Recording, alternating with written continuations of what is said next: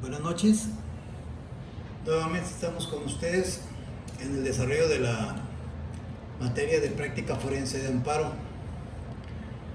El día de hoy vamos a continuar con lo que viene siendo primeramente el temario. Este video está compuesto por los siguientes temas que vamos a abordar. En primer término vamos a hablar qué tipo de actos son los que se impugnan a través del amparo directo. Posteriormente vamos a hablar en relación a las sentencias definitivas. Vamos a hablar en relación a las sentencias definitivas en consideración y en relación también a los laudos. También vamos a hablar en qué consisten las resoluciones que ponen fin al juicio y que no admiten recurso alguno, por medio por el cual puedan ser modificadas o revocadas dichas resoluciones. También vamos a hablar acerca de las resoluciones que se impugnan a través del amparo indirecto. Vamos a hablar en ese tema en relación al criterio territorial, a la distribución de circuitos en el país.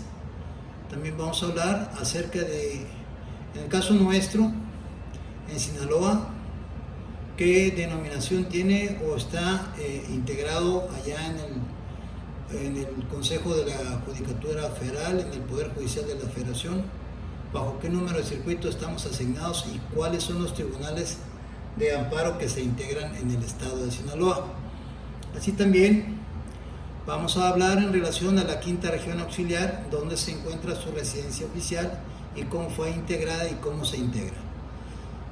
También vamos a platicar en relación a la competencia de la Suprema Corte de Justicia de la Nación en base a nuestra Constitución Federal y también en base a la Ley de Amparo.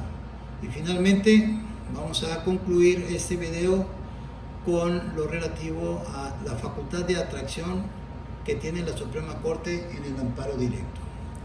Bien, vamos a ver. Primeramente, en el punto número 1, los actos que se impugnan a través del amparo directo. Cabe destacar, en la ley de amparo ustedes conocen perfectamente bien que estamos hablando de que existen dos tipos de amparos, según la ley de amparo y según los artículos 103 y 107, pero fundamentalmente el 107 de nuestra Constitución Federal. Estamos hablando, en el caso específico del amparo directo, se encuentra contemplado en el artículo 170 de la ley de amparo, que establece que el amparo directo procede en su fracción primera nos habla acerca de contra sentencias definitivas, laudos y resoluciones que pongan fin al juicio, dictada por tribunales judiciales, por autoridades administrativas, agrarias o del trabajo, ya sea que la violación se cometa en ellos o que se haya cometido durante el procedimiento y esta afecte a la defensa del quejoso, trascendiendo el resultado del fallo. Primeramente, en relación a esta parte, vamos a ver ¿quién es el quejoso? El quejoso, según el artículo 5 de la ley de amparo, para lo cual abro un brevísimo paréntesis, les pido por favor que tengan a la mano la ley de amparo de México. Y en este caso se remitan ustedes al artículo 5 de la ley de amparo. Y ahí nos va a decir a nosotros quién es el quejoso para los efectos del amparo. Y vamos a encontrar que el quejoso es aquella persona que promueve el amparo, de la cual manifiesta ser afectado en cualesquiera de sus derechos reconocidos por la Constitución mexicana, por los tratados internacionales, donde México forma parte en el mismo. Y esto en relación al artículo primero de nuestra Constitución Federal, así como también en relación al artículo 103 constitucional y el artículo 1, fracción primera de la ley de amparo. Bien, pero en este caso, cuando hablamos nosotros de que se hayan llevado a cabo todas las facetas del procedimiento, aquí existe un estado de excepción.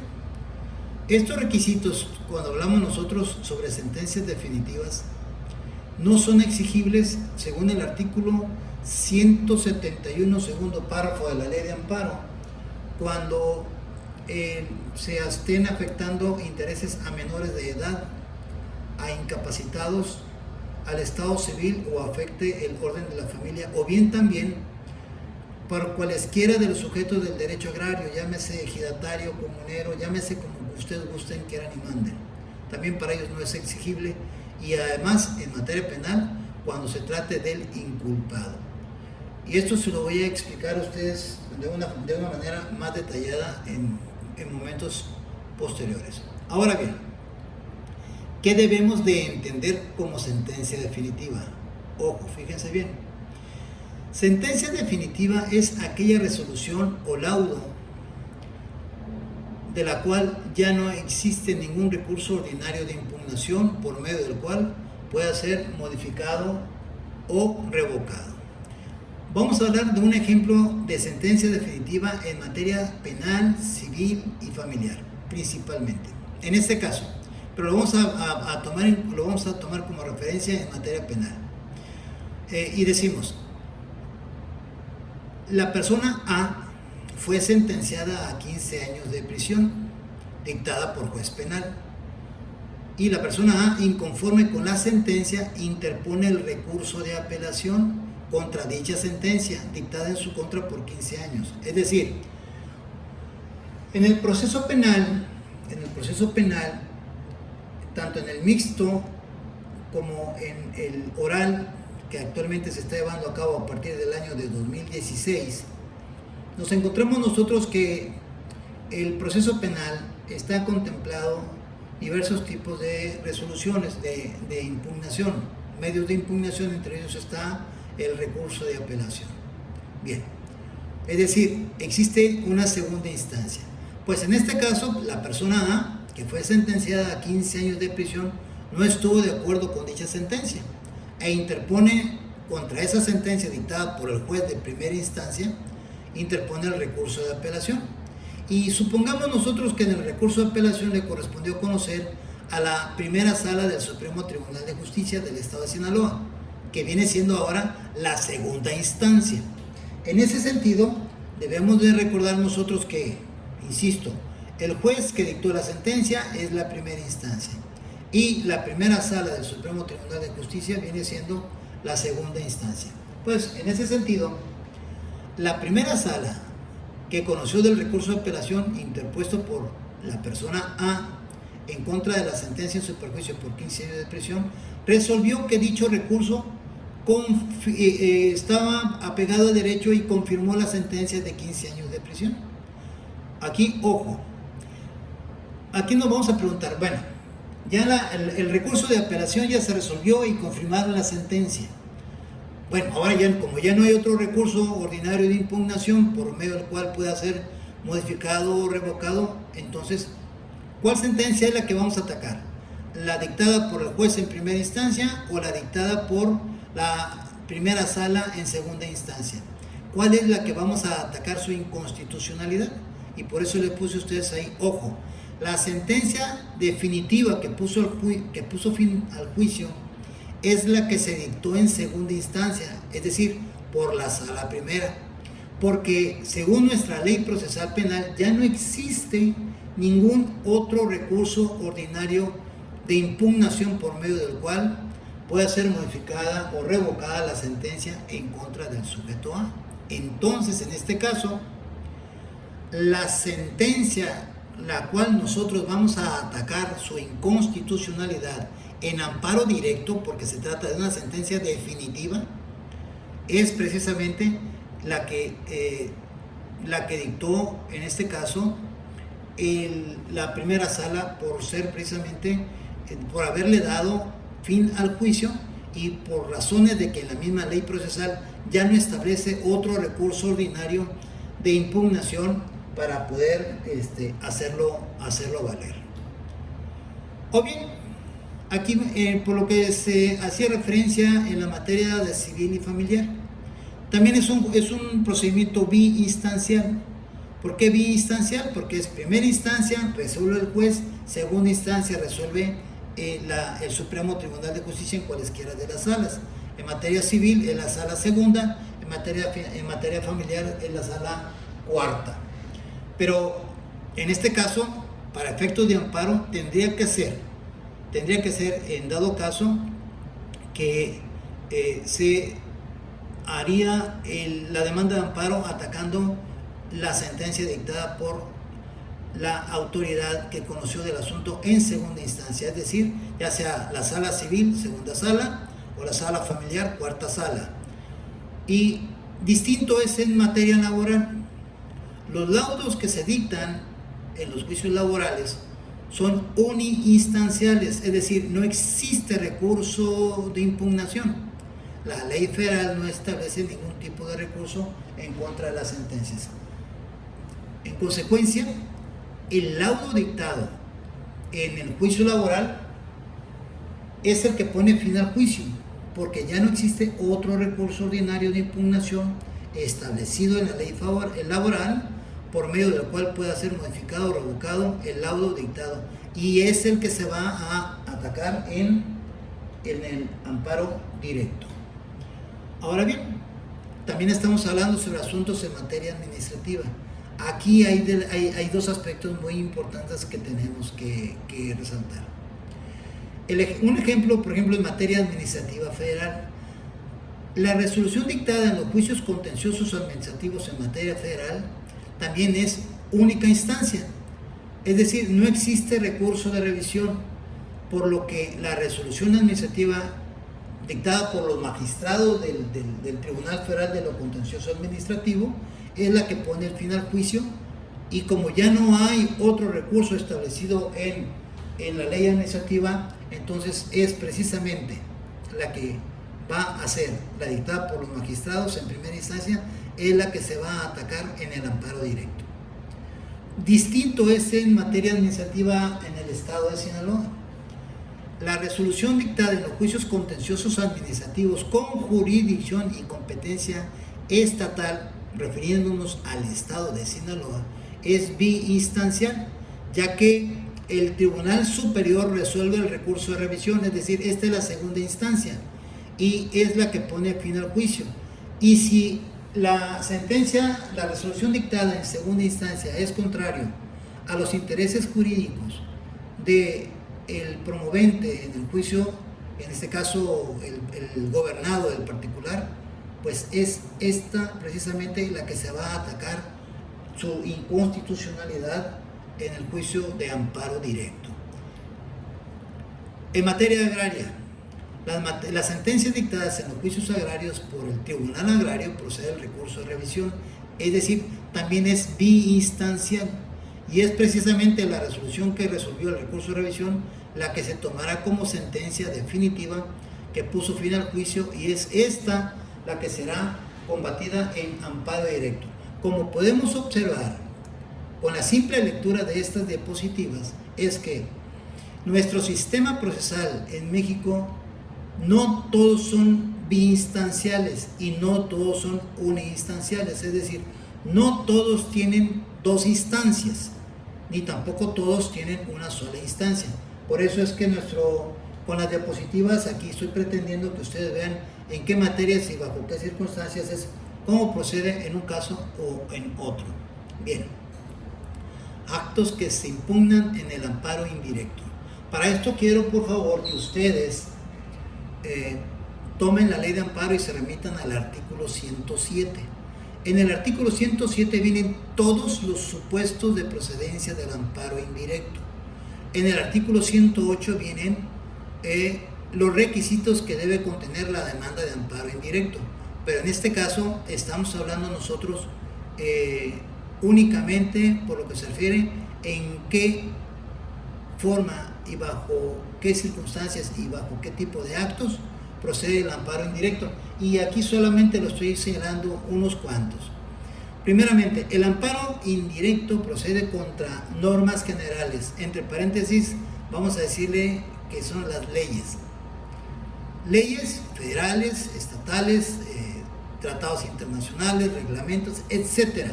cualquier documento que entrañe una observancia de carácter general.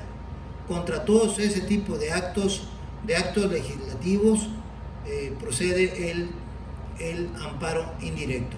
También procede contra actos dentro o fuera del juicio que afecten a personas extrañas. Dentro o fuera del juicio que afecten a personas extrañas. Vamos a suponer, vamos a decir que el sujeto A y la sujeta B contraen matrimonio civil y la mujer promueve la disolución del vínculo matrimonial. Vamos a hacerlo en forma de caricatura, no demasiado caricatura. Vamos a suponer que haya promovido la disolución del vínculo matrimonial y haya puesto un domicilio distinto al domicilio donde podría ser localizado su cónyuge, el sujeto A, perdón. Y pues que todo el juicio se lleva a cabo, se notifica en un domicilio falso, no se le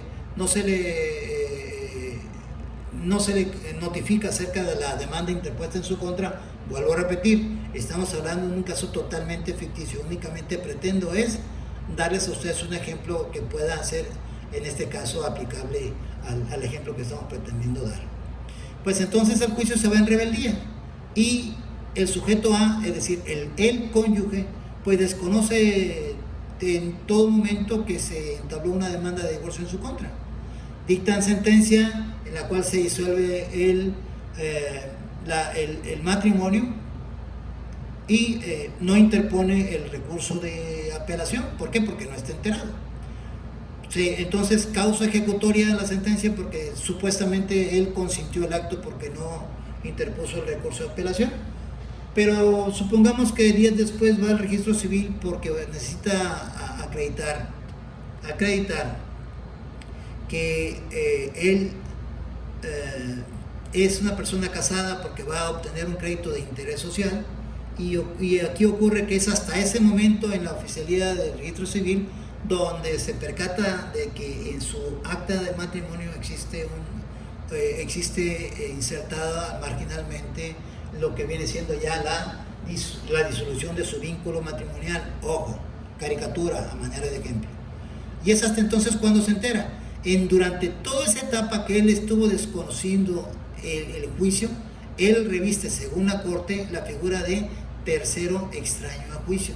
Y es ahí, y fíjense ustedes, aún habiendo habido demanda, ha habido sentencia y no se ha interpuesto el recurso de apelación y supuestamente ya haya sido una sentencia definitiva, por ser caracterizado como una persona extraña a juicio, por no haber sido enterado ni notificado legalmente. Entonces ahí procede el amparo indirecto, aun y cuando se haya llevado a cabo todo un procedimiento. Ese procedimiento se llevó derivado pero contraviniendo todas las reglas procesales y todo lo que viene siendo las garantías de seguridad jurídica establecidas en el artículo 14 constitucional, segundo párrafo, y en el artículo 16 constitucional, párrafo primero. ¿Por qué razón? Porque en este caso esta persona, como no tuvo oportunidad de defenderse, contraviene lo dispuesto en el segundo párrafo del artículo 14 constitucional, porque precisamente esa parte de la Constitución, el artículo 14 segundo párrafo, dice que nadie podrá ser privado de su libertad, de sus derechos, propiedades, sino en virtud, dice, de juicio seguido ante tribunales previamente establecidos en el que se cumplan las formalidades esenciales del procedimiento y desde luego aplicando una ley vigente con anterioridad al hecho. Aquí el problema constitucional es precisamente de que no se reunieron las formalidades esenciales del procedimiento. ¿Por qué razón? Porque no tuvo la oportunidad de ser oído y vencido en juicio, porque la parte actora, la sujeta B, la cónyuge, supongamos que haya puesto un domicilio ficticio y pues por consecuencia la garantía de seguridad jurídica y legalidad establecida en el artículo 14 constitucional, en el párrafo que les comento, contraviene también lo dispuesto por el párrafo primero del artículo 16, donde dice que nadie puede ser molestado en su persona, en su familia, en su domicilio, en sus papeles, en sus derechos, sino en virtud de mandamiento que emita la autoridad competente, en la cual funde y motive la causa legal del procedimiento. Al momento en que, y sobre todo aquí, que funde la causa legal del procedimiento y que ese mandamiento, ese acto de molestia se encuentre debidamente fundado y motivado.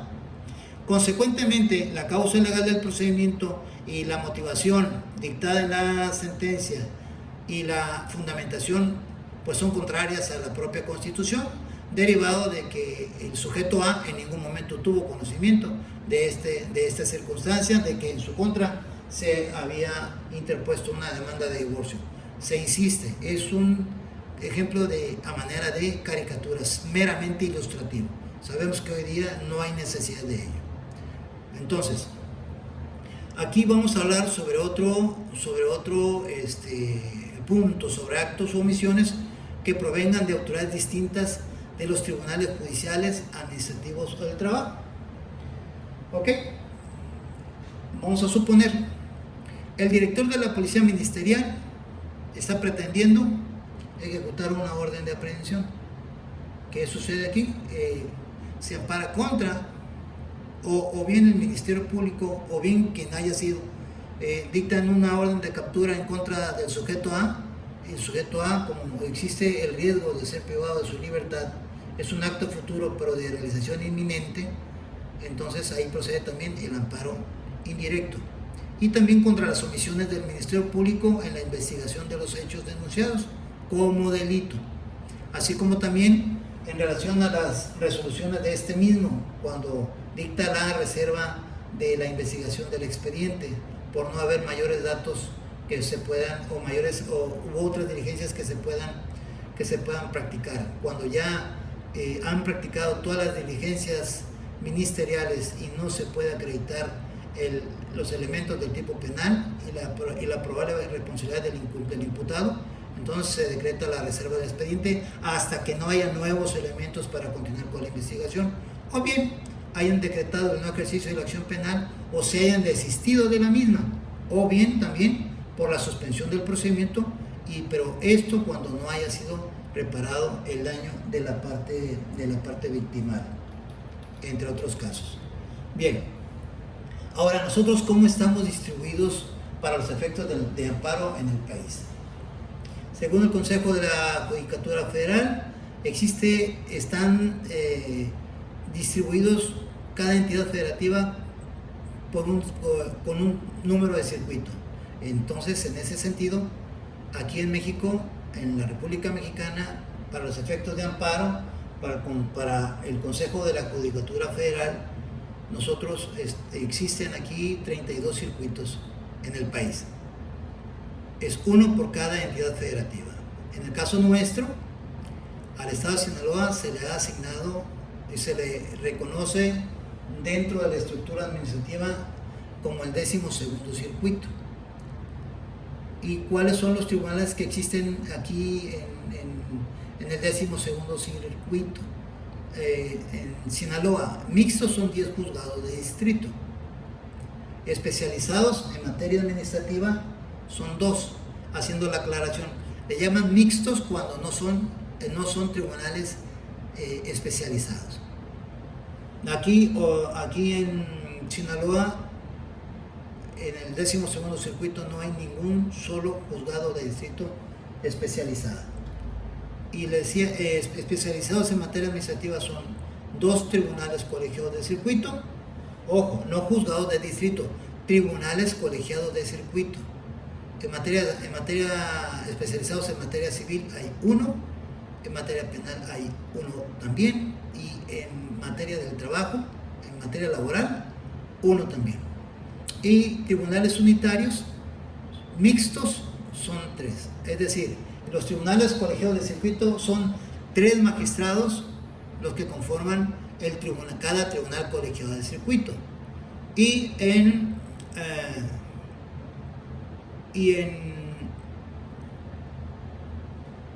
los tribunales unitarios de circuito solamente es 1, es un magistrado, por eso es un tribunal unitario. y aquí en Sinaloa, mixtos, hay 3 tribunales unitarios, y especializados tampoco lo hay, y tribunales colegiados de circuito son 4. Bien, la quinta región auxiliar y tribunales de amparo, ¿cómo está integrado? Miren ustedes, juzgados de distrito auxiliares son 7, tribunales unitarios auxiliares son 2, tribunales colegiados de circuito auxiliares también son 2. ¿Cuál es la residencia oficial de la quinta región auxiliar? Es aquí en la ciudad de Culiacán, Sinaloa. Ahora bien, la quinta región auxiliar fue creada mediante el Acuerdo General número 52/2008 del Pleno del Consejo de la Judicatura Federal. Por otra parte, la competencia de la Suprema Corte de Justicia de la Nación. ¿Cuál es la competencia? ¿Qué facultades tiene la Suprema Corte de Justicia de la Nación? Primeramente vamos a hablar, resolver los juicios de controversia constitucional y resolver los juicios relativos a las acciones de inconstitucionalidad, que eso me imagino que ustedes ya lo habrán visto. Esto viene, su fundamento legal se encuentra en el artículo 105. Por lo que se refiere a las controversias constitucionales, se encuentran ubicadas en la fracción primera del propio artículo 105, y por lo que se refiere a las acciones de inconstitucionalidad, se encuentran establecidos los aspectos de procedencia en la fracción 2 de ese mismo precepto constitucional. Aparte, la Suprema Corte resuelve esos juicios de controversia constitucional y de acción de inconstitucionalidad, pero también en relación a los juicios de amparo, la Suprema Corte está facultada para resolver el recurso de revisión en amparo directo, también el recurso de queja y el de reclamación contra resoluciones administrativas del presidente de la Suprema Corte de Justicia de la Nación, esto con fundamento en el artículo 107 constitucional. Y también ejerce la facultad de atracción. Ejerce la facultad de atracción en base al segundo párrafo, inciso B, del artículo 107 de la Constitución Política de los Estados Unidos Mexicanos. ¿Y cuándo es que ejerce la facultad de atracción? Sobre asuntos que por su interés o trascendencia así lo ameriten. Y esto lo hace de manera oficiosa o bien a petición del fiscal general de la República. Y este fundamento legal lo encontramos nosotros en el artículo 40 de la Ley de Amparo.